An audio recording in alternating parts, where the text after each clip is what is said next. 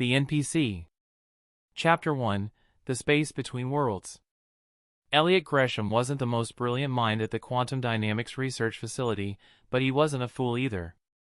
Among the dozen or so PhDs and government-cleared physicists who worked in the sterile corridors beneath Mount Weather, Elliot occupied a strange middle ground, too educated to be dismissed as mere maintenance, too underqualified to be trusted with the real secrets. His official title was Quantum Systems Maintenance Technician, a bureaucratic euphemism that meant vacuum the supercooled nitrogen vents, recalibrate the error-correcting qubits when they drifted out of phase, replace the liquid helium cooling lines, and, most importantly, keep the break room coffee fresh for the researchers who actually mattered. It was janitorial work dressed up in scientific terminology, and everyone knew it. Yet Elliot had learned more than anyone realized. 7 years of proximity to bleeding-edge research had taught him things through osmosis, fragments of quantum theory absorbed during late-night conversations, technical manuals left carelessly open, and the gradual accumulation of overheard explanations. He understood the Q drive's architecture better than some of the junior researchers, knew its quirks and failure modes by heart. More than that, he had memorized every access protocol, every diagnostic routine, and, most crucially, the undocumented admin override that Dr. Marcus Webb had programmed before his dramatic resignation 6 months ago. Webb had stormed out during a heated ethics committee meeting, shouting something about weaponizing the multiverse and playing God with infinite suffering. The override remained buried in the system's legacy code, a digital skeleton key that Webb had forgotten to remove. Elliot never intended to misuse it. But intentions, like quantum states, had a way of collapsing when observed too closely. The trouble started on a Tuesday in November. Mike Kowalski, his usual night shift partner, had called in sick, acute lymphoma, the rumors said. Just another entry in the facility's growing list of occupational hazards. Quantum radiation was insidious like that, invisible, cumulative, and patient. It took years to manifest, but when it did, it consumed you from the inside out. The government's health insurance was generous enough to cover the medical bills, but quiet enough about the cause. So Elliot sat alone in the primary control bay, surrounded by the soft hum of cooling systems and the ethereal glow of holographic displays. Before him stretched the heart of the Q drive, a superconducting lattice of Josephson junctions arranged in a self-referential topological manifold that hurt to look at directly. The mathematics were beautiful and terrifying, equations that described reality as a probability wave, collapsing and reforming across infinite dimensions. The machine didn't calculate in any traditional sense. Classical computers processed information sequentially, each operation building on the last. But the Q drive selected realities, non-deterministically sampling from the infinite possibility space that quantum mechanics insisted must exist. Somewhere in the fabric of the multiverse, every possible computation had already been performed. The Q drive's job was to reach across the dimensional barriers and extract the correct answer. On any given day, it might solve protein folding cascades for pharmaceutical contracts, break encryption schemes that would take classical computers millennia to crack, or model climate systems with perfect accuracy. The work was revolutionary, profitable, and, according to Dr. Webb's parting words, morally bankrupt. But that night, as snow began to fall outside the facility's blast-resistant windows, Elliot had different plans. The idea had germinated a week earlier during a cigarette break. Dr. Sarah Chen, one of the graduate students working on quantum state coherence, had been explaining the theoretical possibilities of the system to a visiting professor. The fascinating thing, she had said, exhaling smoke into the cold mountain air, is that with sufficient parallel processing and state-space sampling, you could theoretically render any conceivable reality. Games, simulations, entire universes, they'd all be equally real from the perspective of quantum mechanics. You wouldn't be creating them so much as accessing them. The professor had chuckled. So you're saying we could play Grand Theft Auto on a $100 billion quantum computer? If you wanted to commit the ultimate act of technological overkill, yes. Though technically, you wouldn't be playing a game, you'd be stepping into a universe where that reality actually exists. The conversation had been forgotten by everyone except Elliot. The concept had lodged itself in his mind like a splinter, growing more compelling with each passing day. What would it feel like to experience a reality where the laws of physics bend to your will? Where consequence was temporary, and death was merely an inconvenience. Chapter 2: The Download. At 11:47 p.m., with the facility's skeleton crew busy with routine maintenance in other sectors, Elliot began his work. He started by accessing his personal workstation, a secured terminal with limited privileges that he used for diagnostics and system monitoring. A few keystrokes brought up the Q-Drive's interface, a deceptively simple command line that could reshape reality with the right inputs. From his jacket pocket, he retrieved a USB drive containing Urban Exodus V, a hyperviolent sandbox game that had been banned in 12 countries for its unflinching depiction of urban warfare. The game's marketing had promised the most realistic crime simulation ever created, complete with procedural AI that adapted to player behavior and physics engines that modeled everything from bullet trajectories to blood splatter patterns.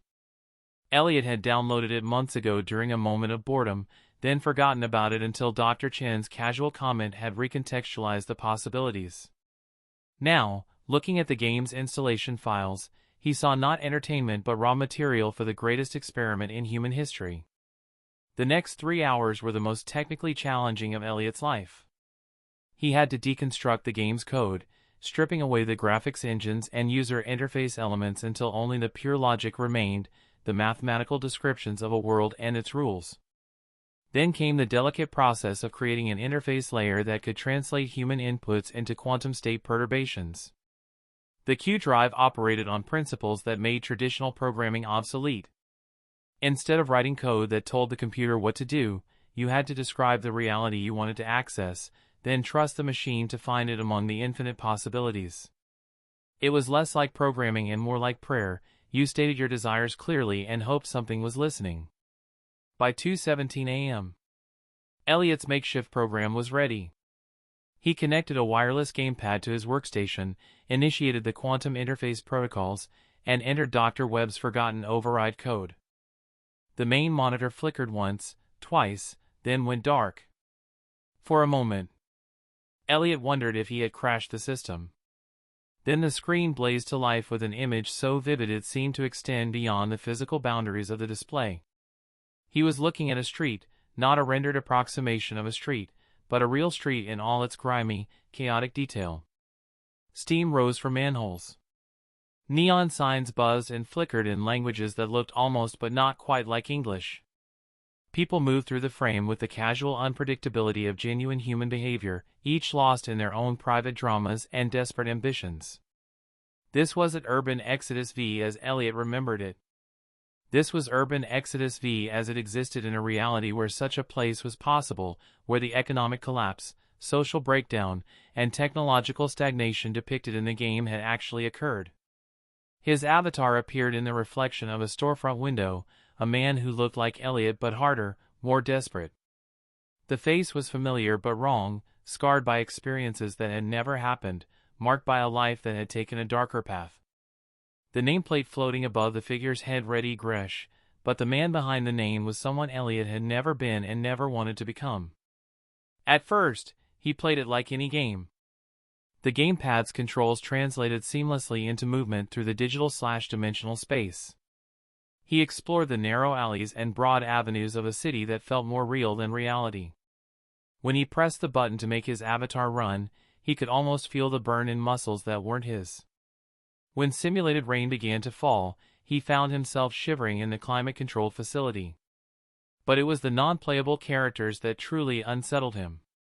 In any normal game, NPCs followed scripted patterns, walking predetermined routes, delivering pre-written dialogue, responding to player actions with programmed reactions. These figures moved with genuine spontaneity. They paused to check their phones, argued with invisible voices through Bluetooth earpieces, made sudden decisions that seemed to surprise even themselves. When Elliot's avatar bumped into a woman carrying groceries, she didn't deliver a generic "watch where you're going" line. Instead, she looked at him with the particular exhaustion of someone who had already endured too much that day, muttered something under her breath in a dialect Elliot couldn't identify, and continued on her way with the determined stride of someone trying to reach safety before dark. These weren't artificial intelligences. They were people, real people living real lives in a reality that happened to follow the rules of a video game.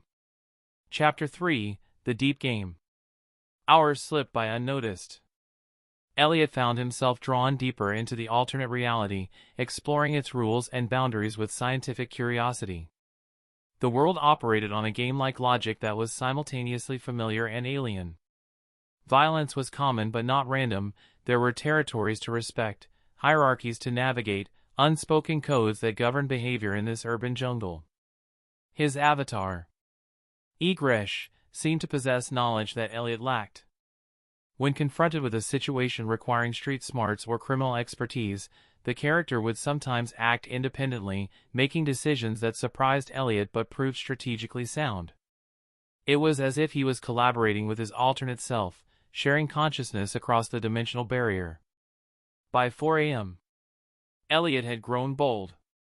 The normal world, the world of maintenance schedules and safety protocols, felt increasingly distant and irrelevant. Here, in this shadow reality, he could be someone else entirely. Someone who mattered. Someone who made a difference, even if that difference was measured in bullets and blood. He initiated what the game called a major heist scenario, a complex multi-stage robbery targeting the Central Metroplex Bank. The planning phase alone was more sophisticated than anything Elliot had experienced in conventional gaming. His avatar had to recruit a crew, acquire equipment, study security patterns, and develop contingency plans for dozens of potential complications. The other criminals he recruited weren't NPCs in any meaningful sense. They were individuals with their own motivations, fears, and agendas. Marcus Iron Rodriguez, a demolitions expert with PTSD from some unspecified war. Lisa Park, a former police detective turned inside informant. Tommy Chen, a getaway driver whose younger brother had been killed by a rival gang. Each had their own story, their own reasons for participating in what might be their last job. As the heist began, Elliot felt his perception shifting in subtle but profound ways. The control room around him, with its sterile surfaces and electromagnetic humming, seemed increasingly unreal. The world on the screen felt more substantial, more immediate, more true. When his heart rate increased during tense moments of the robbery, he couldn't tell if the adrenaline belonged to Elliot the technician or E-Gresh the criminal. The job went sideways, as they always did in this kind of story. A silent alarm triggered early.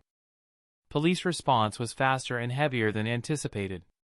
What should have been a clean in-and-out operation became a running gunfight through the city's underground tunnels. Elliot found himself making split-second tactical decisions that drew on knowledge he didn't possess.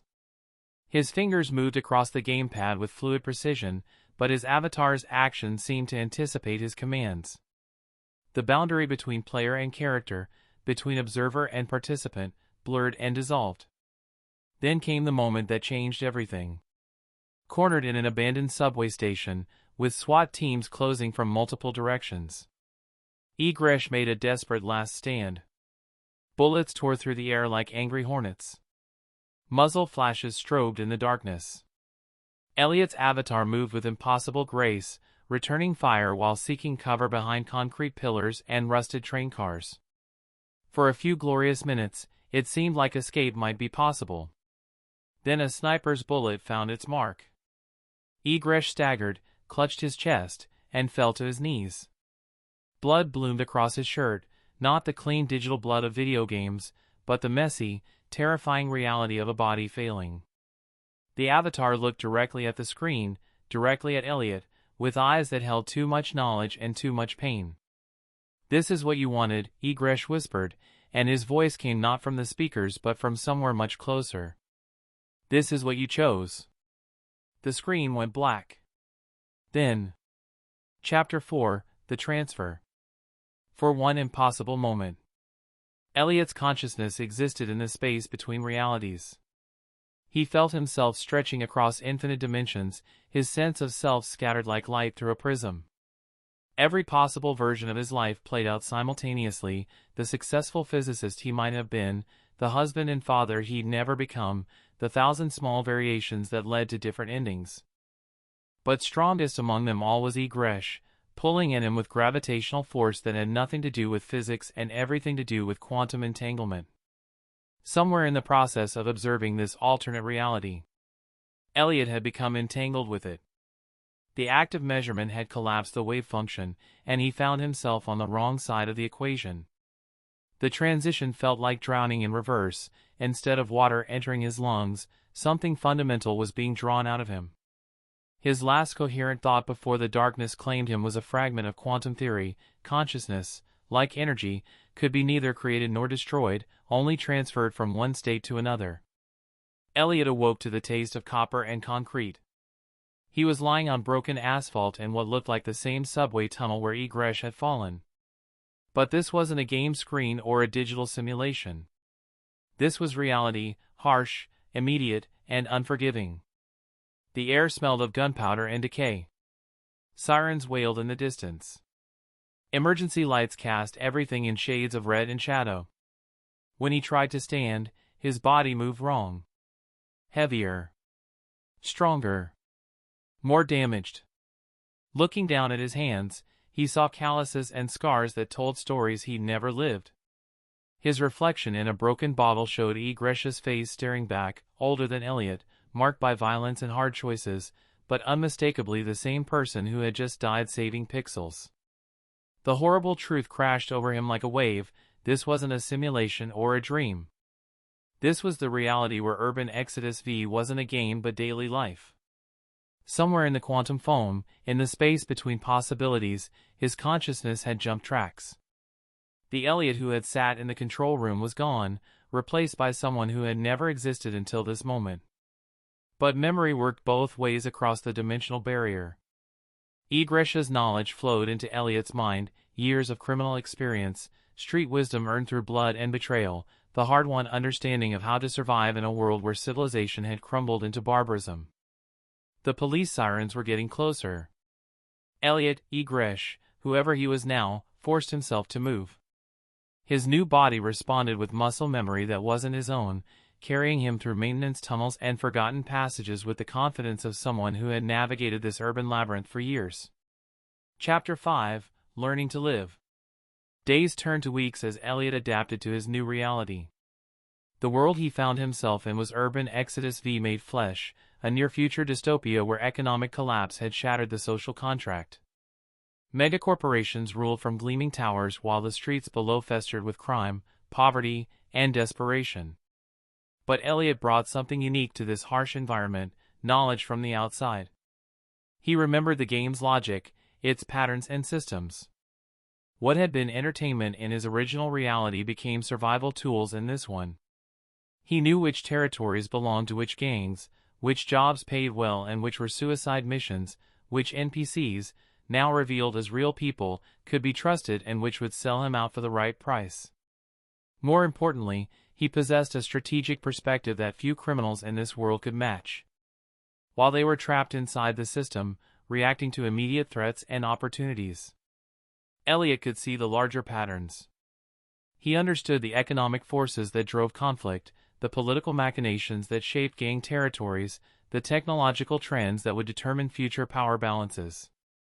This outside knowledge made him valuable, and value was the only currency that mattered in the criminal underworld. Within a month, he had parlayed a small-time protection racket into a significant operation. Within 3 months, he was running his own crew. Within 6, he controlled several blocks of prime territory in the industrial district. But success came with a price. Every day in this reality required choices that would have horrified the Elliot who worked maintenance in a quantum laboratory. Violence wasn't a game mechanic here, it was the fundamental language of power. Each decision to eliminate a rival, each order to send a message, each moment of brutality necessary for survival left scars on whatever remained of his original soul. The worst part was how natural it felt. E-Gresh's memories provided not just knowledge but justification. Every victim had a story, and in most of those stories, they were the villain in someone else's tragedy. The woman who ran numbers for a rival gang had 3 children to feed. The corporate security guard who couldn't be bribed was just trying to keep his job. The police detective who got too close to the truth was 6 months from retirement. But understanding their humanity didn't make them less dangerous. In this world, mercy was weakness, and weakness was death. Elliot learned to make the hard choices not because he enjoyed them, but because the alternative was letting others make those choices for him. Chapter 6: The Other Side. Meanwhile, in the quantum dynamics research facility, the morning shift arrived to find a mystery that would haunt the intelligence community for years to come. Dr. Lena Patel, the lead quantum theorist, was first to discover Elliot's body.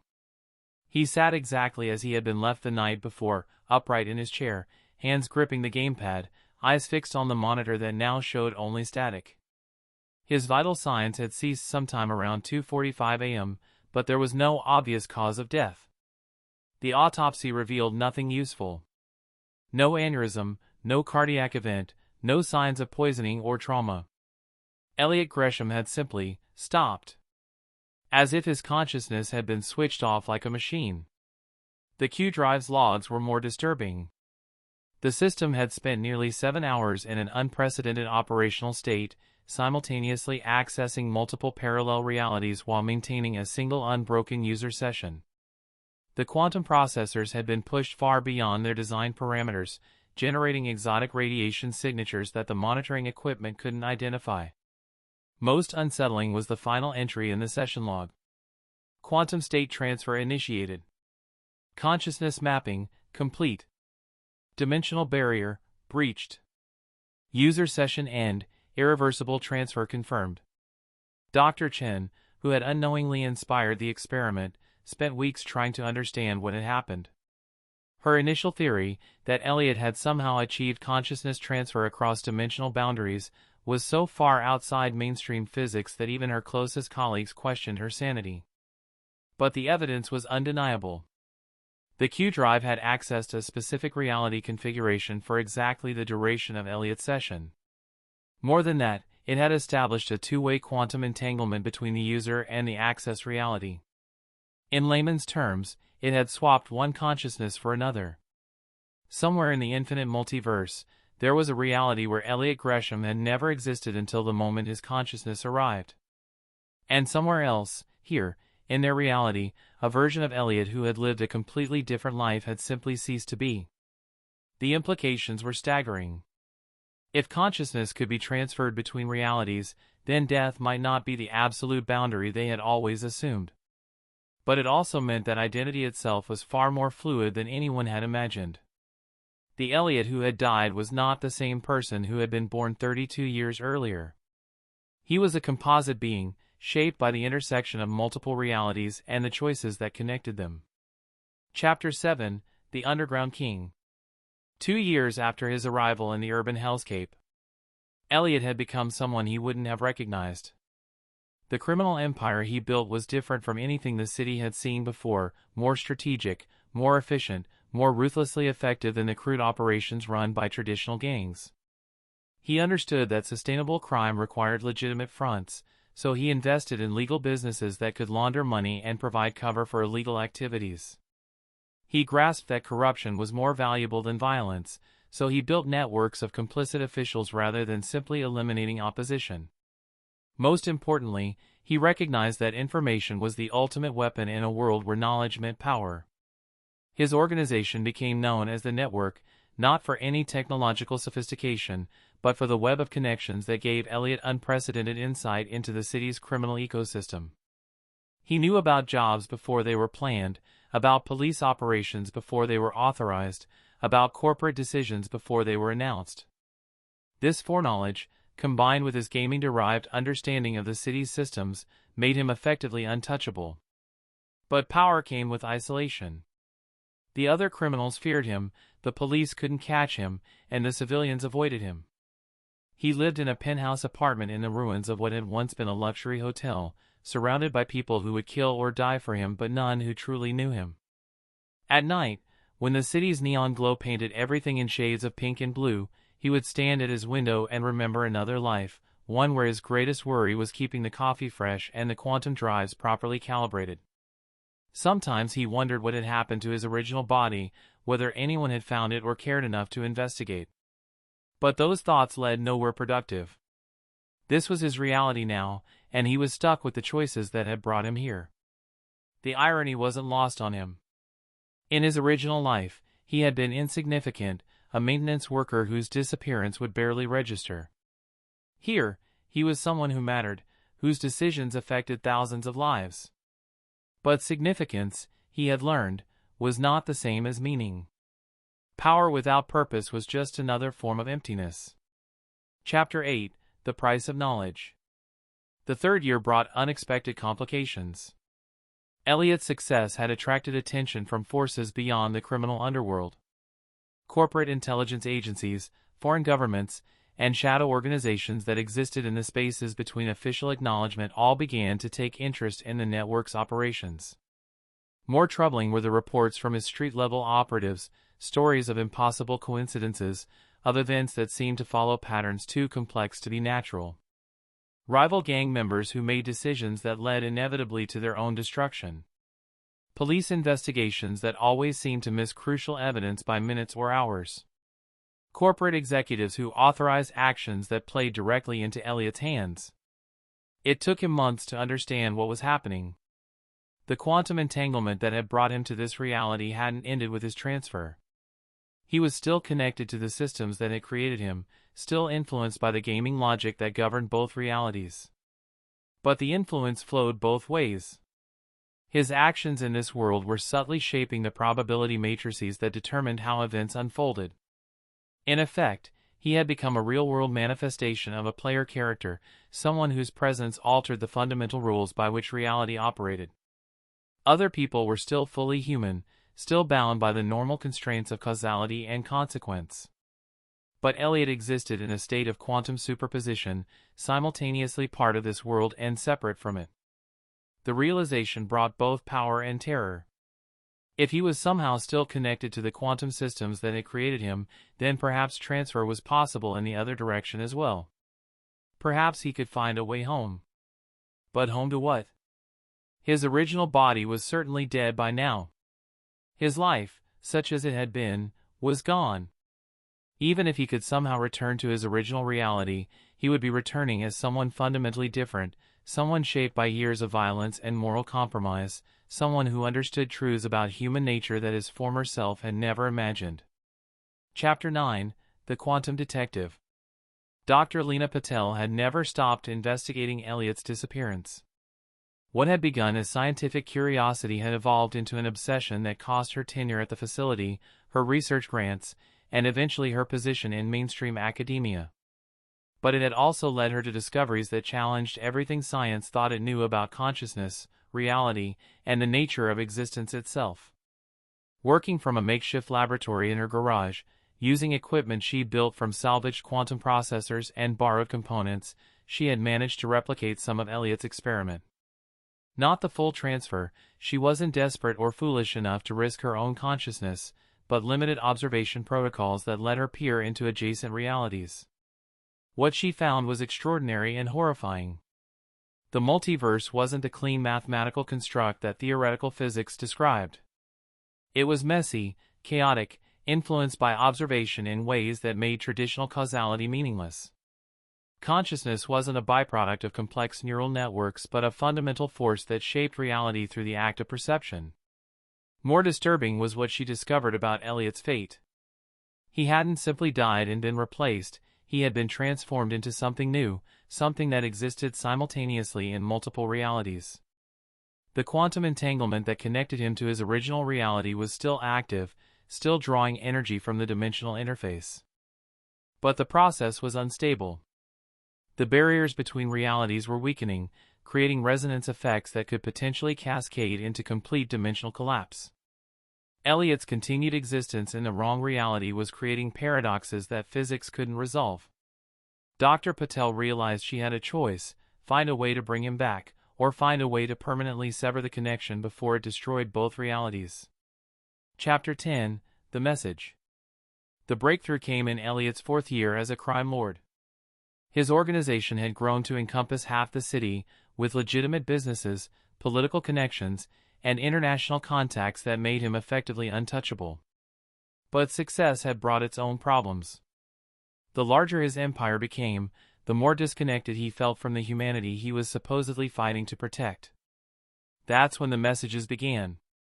They appeared in unexpected places, graffiti on walls that hadn't been there the day before, text messages from numbers that didn't exist, voice recordings on old answering machines in abandoned buildings. All of them contained the same basic information, coordinates, times, and a single repeated phrase, "The door is still open." At first, Elliot assumed they were threats from rivals or traps set by law enforcement. But the messages contained information that only he could know, details about his original life, memories from before the transfer, knowledge about quantum mechanics that no one in this reality should possess. Eventually, he traced the source to a small electronics shop in the old industrial district. The owner was a woman in her 60s named Margaret Chin, clearly the same person who had been Dr. Sarah Chin in his original reality, but aged and hardened by years in this harsher world. "I've been looking for you," she said when he entered the shop. "Or rather, I've been looking for the person you used to be." She led him to a back room filled with equipment that looked like a hybrid between a ham radio setup and a quantum computer. Cables and circuit boards were arranged in patterns that hurt to look at directly, connected to devices that hummed with barely contained energy. "I'm a physicist," she explained. "Or I was, before the collapse. I've been tracking quantum anomalies for years, trying to understand how our reality became so unstable. Then I started detecting transmissions from elsewhere." The elsewhere was his original reality, where Dr. Lena Patel had spent years developing a communication protocol that could reach across dimensional boundaries. The messages were attempts to establish contact, to verify that Elliot still existed and to explore the possibility of return. "The connection is still there," Margaret explained. "Weakened, but functional. The quantum entanglement that brought you here hasn't fully decayed." But what? "But the process that created you is destroying both realities. Every day you remain here, the dimensional barriers weaken. Eventually, they'll collapse entirely, and both worlds will cease to exist." Elliot stared at the alien technology, understanding flooding through him. The choice was simple and terrible: find a way to return to a reality where his body was dead and his life was gone, or stay and watch both worlds collapse into quantum chaos. "How long do we have?" "Months, maybe a year. The cascade is accelerating." "And if I go back?" "Your consciousness returns to your original reality, but there's no body to receive it. You'd exist as pure information, probably for only a few seconds before dissipating entirely. So I die either way." Margaret's expression was grim. "Everyone dies if you don't try." Chapter 11, The Final Game. Elliot spent his last weeks in the alternate reality putting his affairs in order. The criminal empire he had built would survive his departure. He had trained lieutenants well enough to maintain operations, at least for a while.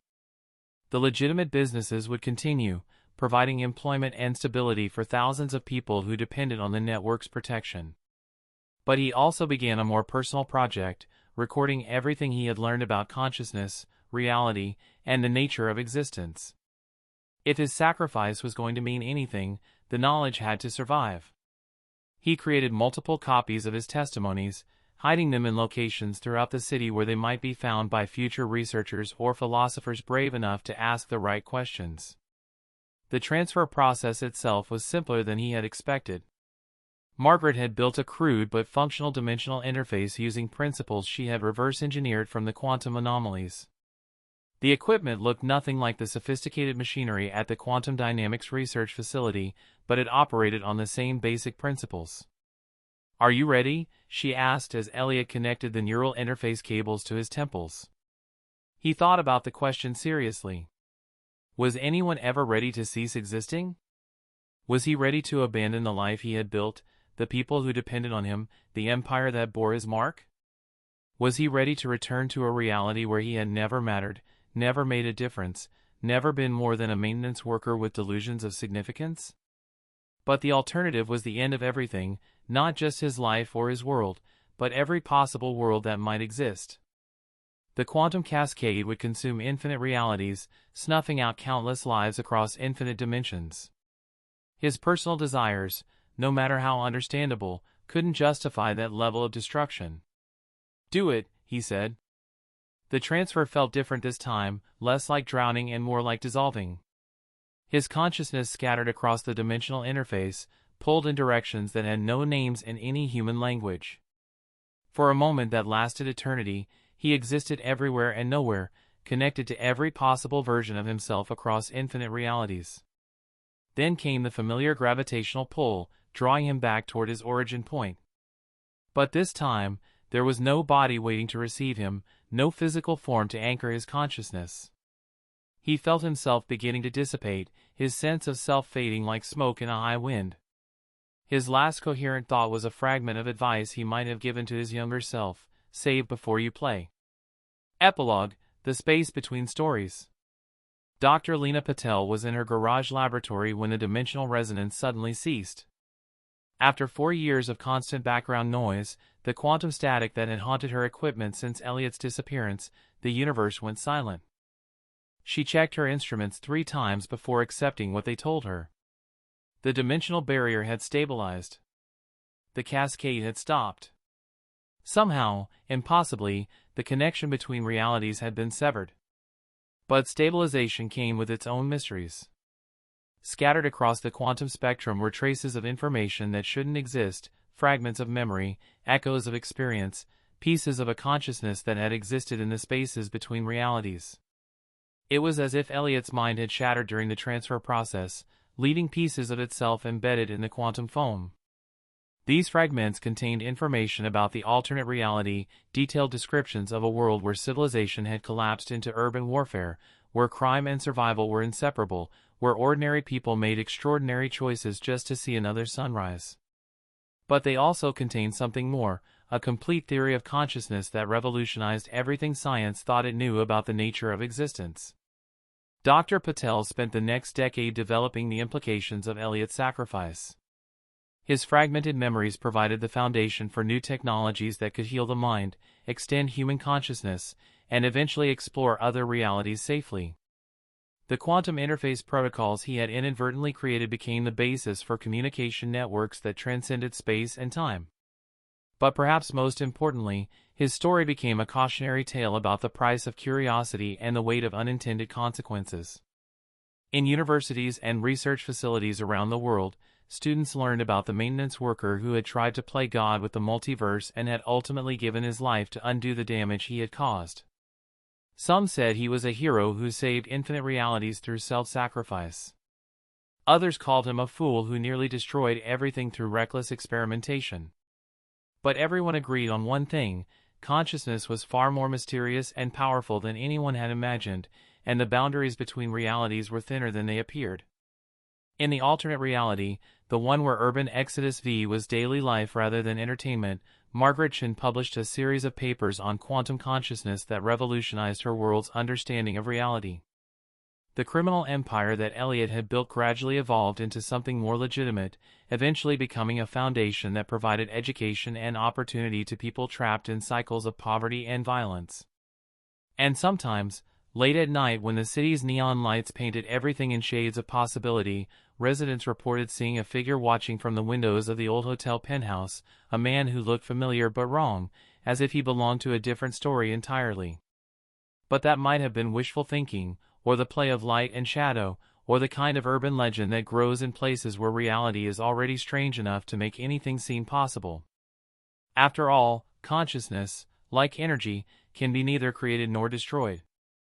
It can only be transferred from one state to another, leaving traces of itself in the spaces between worlds, in the quantum foam where all possibilities exist simultaneously, in the stories we tell about the price of ambition and the weight of choice. The game, it seemed, was never really over. It just moved to a different level.